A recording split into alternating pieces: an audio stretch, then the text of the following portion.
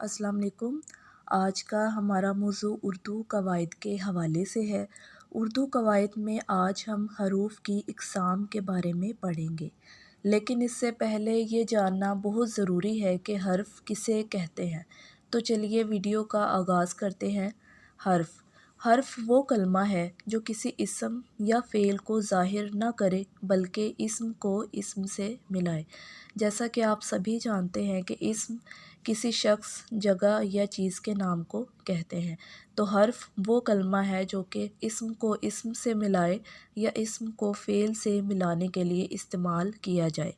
ये ख़ुद अकेला कोई मानी ज़ाहिर नहीं करता, मसलन पर, में, से, तक वगैरह ये सभी हर्फ़ हैं। यानी हर्फ़ का काम जो है वो इस्म को इस्म से मिलाना या इस्म को फ़ेल से मिलाना। इसकी अपनी कोई हैसियत नहीं है, यानी कि ये ख़ुद अकेला कोई मानी ज़ाहिर नहीं करता। इसके बाद जी उर्दू ग्रामर में हरूफ की इक़साम जो है वो दर्ज ज़ेल हैं। सबसे पहले हरूफ़ जार। हरूफ़ जार वो हरूफ हैं जो किसी इस्म को फ़ेल के साथ मिलाएं हरूफ़ जार कहलाते हैं। मसलन किताबें मेज़ पर रख दो, वो हफ्तम जमात में पढ़ता है, हमने घर से मार्केट तक पैदल सफ़र किया। अब इन तमाम जुमलों में पर, में, से, तक वगैरह जो हैं वो हरूफ़ जार हैं। हरूफ़ अज़ाफ़त। ये हरूफ दो इस्मों के ताल्लुक़ को ज़ाहिर करते हैं।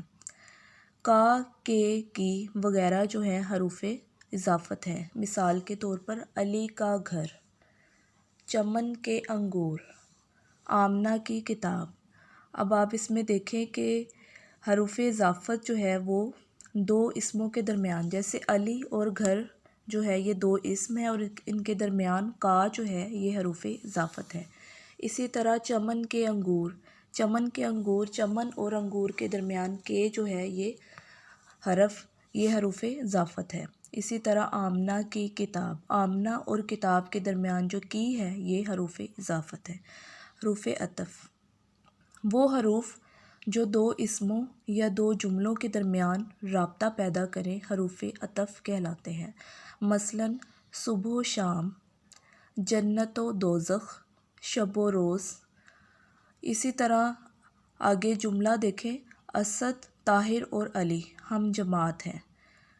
अब इनमें और सुबह शाम में वाव, जन्नत और दोज़ख में वाव, शब व रोज़ में वाव जो है ये हरूफ़ अतफ़ है। इकरा और समीना बचपन से दोस्त हैं। इन सभी मिसालों में वाव और हरूफ़ अतफ़ है। हरूफ़ निदा। निदा का मतलब पुकारना के हैं। वो हरूफ जो किसी को पुकारने के लिए इस्तेमाल होते हैं, मसलन या अल्लाह, रहम फरमा, अरे भाई इधर आओ वगैरह। हरूफ़ इस्तिफ़हाम।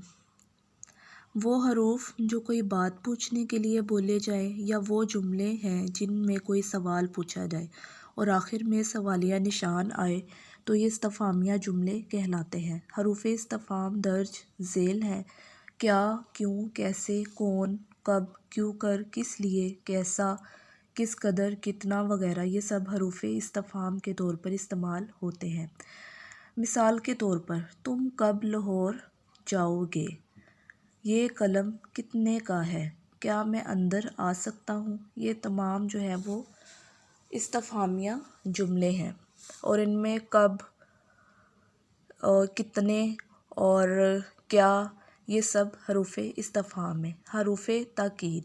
वो हरूफ जो ताकीद या कलाम में ज़ोर पैदा करने के लिए इस्तेमाल हों हरूफ़ ताकीद कहलाते हैं। हरूफ़ ताकीद दर्ज ज़ेल हैं। ज़रूर, हरगिज़, मुतलिक, सरासर, सभी, बिल्कुल वगैरह। हरूफ़ तासुफ़। ये हरूफ़ तासुफ़ गम और अफ़सोस के मौका पर इस्तेमाल किए जाते हैं और तासुफ़ का मतलब भी गम या अफ़सोस के मानों में इस्तेमाल होता है। ये हरूफ दर्ज ज़ेल हैं।